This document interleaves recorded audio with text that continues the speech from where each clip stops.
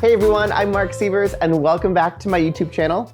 It is a chilly day in Chicago, so I have decided to roll up my sleeves and make a batch of my cracked pepper biscuits with thyme honey. So I love this recipe because it doesn't use any fancy kitchen equipment. You just need really a few basic things you can pick up probably at your local grocery store or big box store or even online. And you end up with these really beautiful, tender, flaky, buttery biscuits that have the heat of black pepper, a little bit of white cheddar, and then finished off with some gorgeous, fragrant thyme honey. So I love these because it's a simple recipe. They're great for breakfast. They're great as an afternoon little treat with a cup of tea. They're also great at dinner, with a green salad or maybe a French omelet. So I'm excited to show you because these are really simple. So let me walk you through what I have going on overhead. So I'm going to start with a kind of a large glass bowl, and I just have a simple box grater. And I like this little tiny one because it fits in the bottom of the bowl and I can just grate enough cheese. I need about a cup of English cheddar cheese, so that's perfect. We're going to set that aside. And then to that, I'm going to add 2 cups of all-purpose flour. Notice I'm not having to sieve any of this together. I don't have to do anything really complicated. It's just a really simple recipe. And then I'm going to put in about a tablespoon of sugar, give them a little sweetness. And then 1 teaspoon of sea salt. And then 2 teaspoons of freshly cracked black pepper. So what I love about this particular pepper grinder, it's actually from OXO, and it has this little dial that you can dial the kind of coarseness of pepper from very fine to all the way up to barely cracked. And I find I've purchased a lot of pepper grinders in the years, and fancy ones and wooden ones and silver ones and all these beautiful materials. But I find that just this really industrial one is perfect for the kitchen. It's great for recipe testing. It's easy to fill and it's easy to clean. I can't tell you how many times I've dropped it into a bowl filled with ingredients that it gets all over it. So I love this pepper grinder because you just get beautifully coarse pepper, and I'll show you exactly what I mean. So look how gorgeous this is. It's just nice and coarse. And that's gonna give these biscuits a really delicious flavor. So now we need some butter for our biscuits. So I just have a stick of very cold, unsalted butter, about 8 tablespoons. And all I do is just take a knife and just give it a quick little dice here. Oh, it's very cold, it's sticking to the knife. That's good. So the reason we wanna bake with cold butter, and we're gonna put in some cold cream, is as soon as the heat hits the finished patted out biscuits, the butter and cold cream will kind of help make them flaky with all of the water solids in them. And that's what gives you light, flaky biscuits. We don't want heavy, dense hockey pucks. We want beautifully tender, flaky biscuits. So put that butter in, and then I'm just going to use a really simple pastry blender.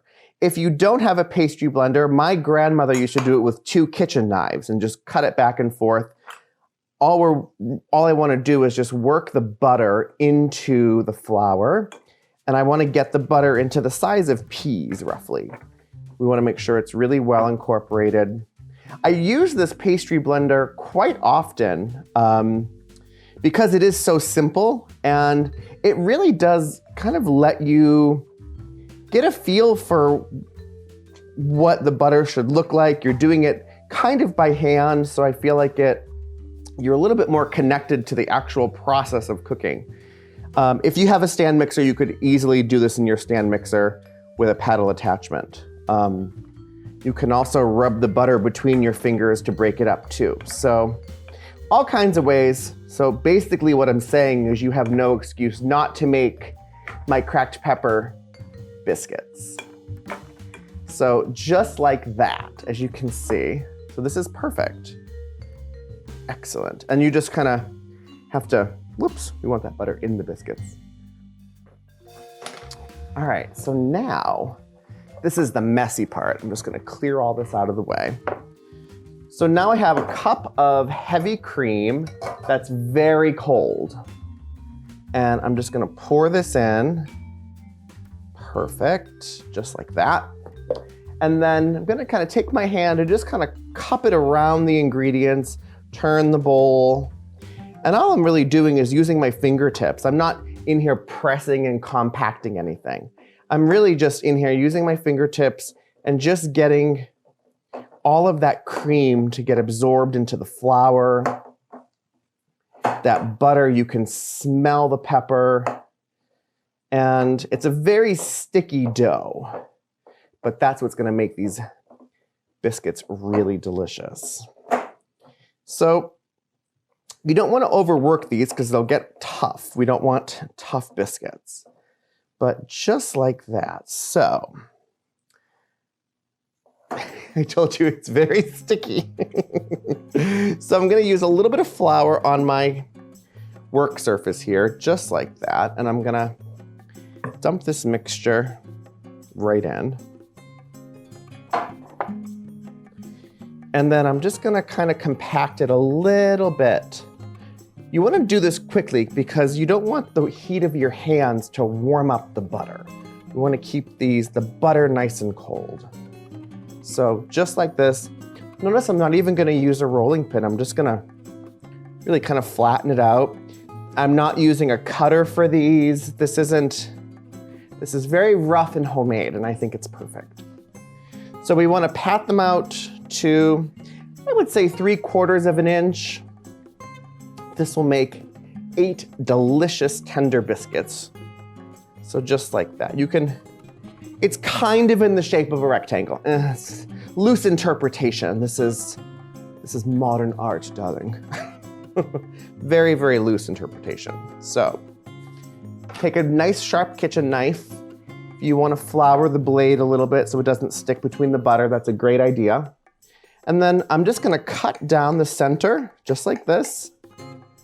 And then I'm gonna cut in half. That gives us 4. And then you can cut them this way. You can cut them into triangles. I'm gonna cut them in squares. That's how Ryan likes them. So I like to make Ryan happy because he makes me happy, so why not? I promise that wasn't a ploy to get gifts from him either. I save those comments for other things. So, and you'll see if the pastry doesn't stick to itself, I'm just gonna put a little bit of egg wash in there just to make that stick, just like that. So that's perfect. So now, oh, so sticky. I'm gonna transfer these to a half sheet pan that's lined with parchment and place them just right here. Because I used flour on my work surface, they're not sticking, they're baking, they're gonna release from this perfectly. And what I love about these is that they are so rough and homemade looking. They don't look like they came out of a box. They don't look like they came out of a fancy bakery or patisserie, but they look nice and homemade and they're gonna be delicious. So we have a few more things to do before we put these into the oven.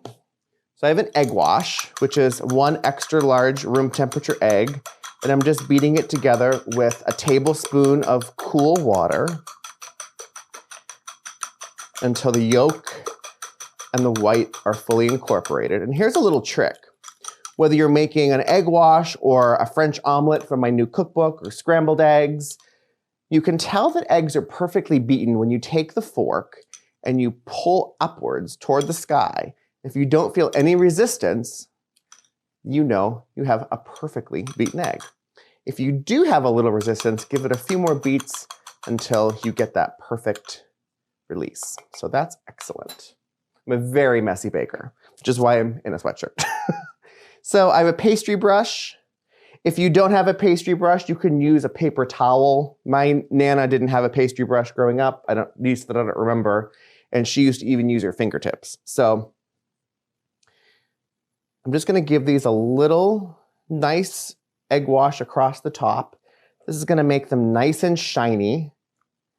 And it's also gonna help make the garnish stick. So I'm not gonna garnish these with more cheese. I think the cheese on these on the top would get a little too crusty. I'm not gonna garnish with any more black pepper because there is 2 teaspoons of black pepper in there. So these have a nice kick. I am gonna use a little bit of my favorite French fleur de sel, which is this gorgeous French sea salt. And I love this because it adds a great kind of crunchy, salty texture, but it's a very light, briny taste. So it doesn't give you that very salty taste. It's much more like the ocean. It's very, very elegant. I love these. It's the kind of salt you see on like salted caramels or salted cookies or things like that. If you're baking these on a hot day, you may want to refrigerate them right here before you put them into the oven so that butter kind of has a chance to get a little bit cold again, but it's cold here today, so we have no problem. So I'm gonna put these into a 400-degree preheated oven for 15 to 20 minutes until they're golden brown, and they are going to be so fantastic. So into the oven they go. Set the timer, 15 minutes first, and I'll check them then. See you guys soon.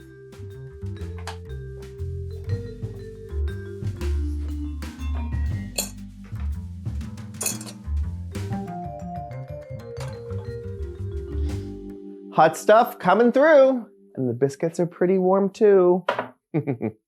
So these took about 20 minutes.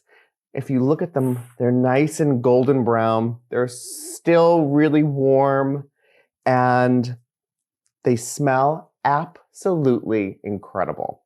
So I'm also gonna serve these with a little bit of thyme honey. What I love about this is just thyme and fresh, beautiful honey, and I just like to drizzle it on when they're still warm. Oh, they're so delicious. If you want to be extra indulgent and extra decadent, you can even put a little bit more butter. But these, just like this, I think are just the most perfect little treat. You can get the recipe for my cracked pepper biscuits with thyme honey at marcsievers.com. And until next time, I hope you guys have a great day. Thanks for watching. Like this video, subscribe to my channel, hit the little notification bell so you're notified of new videos as soon as they post. And I'll see you soon. Can you guys see the steam from these? Oh, I love these moments. Ooh, this is hot. Okay. Oh, it's so good. The thyme honey is so understated, but try a bite with, try a bite without, and you'll really see that that really brings it all together. Bye, guys. Now, I just see one more bite. This recipe and more can be found on my website, marcsievers.com. Thanks for watching.